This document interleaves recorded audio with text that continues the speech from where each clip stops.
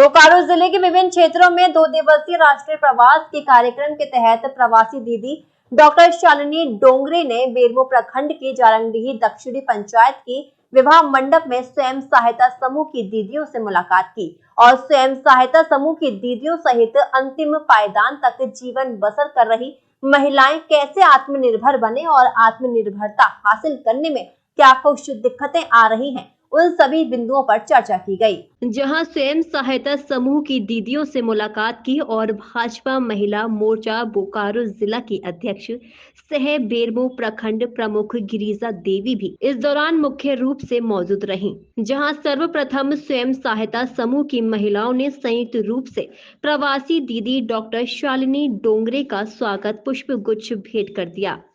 उसके उपरांत एक कर स्वयं सहायता समूह की महिलाओं से आत्मनिर्भरता हासिल करने की राह में आ रही मुश्किलों पर चर्चा भी की गई।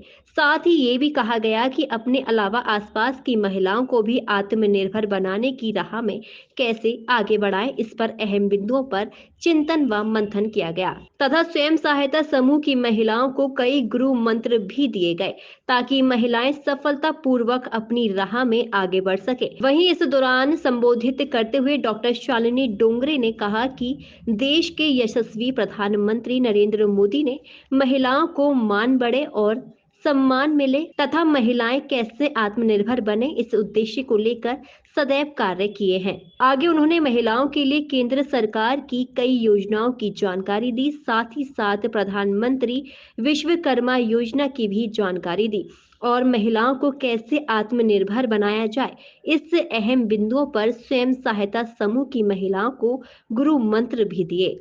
देखिए, लखपति दीदी, जनधन योजना, विश्वकर्मा योजना,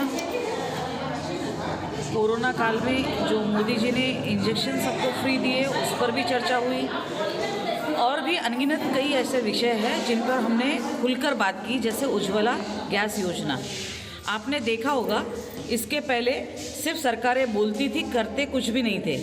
पहली ऐसी सरकार है जिन्होंने बोला और करके दिखाया, चाहे राम मंदिर हो, 3 तलाक हो, चाहे कश्मीर का मुद्दा हो।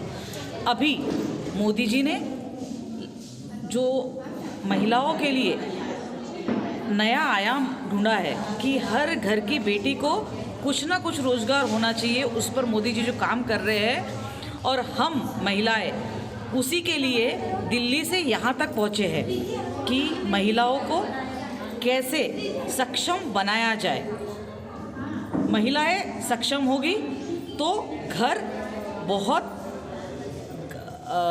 इससे खड़ा हो जाएगा। 100% महिला जब मेहनत करती है तो बच्चों के बारे में सोचती है, घर के बारे में सोचती है और भविष्य के बारे में भी सोचती है।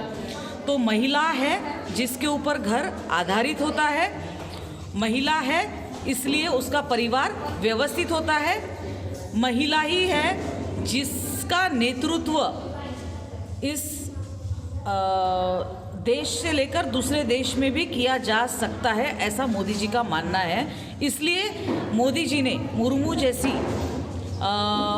आदिवासी समाज से जो महिला आई है उन्हें राष्ट्रपति बनाया है। बहुत ज्वलंत उदाहरण मोदी जी ने पूरे देश के सामने रखा है। प्रातः दर्पण न्यूज के लिए बोकारो से विश्वकर्मा भारती की रिपोर्ट।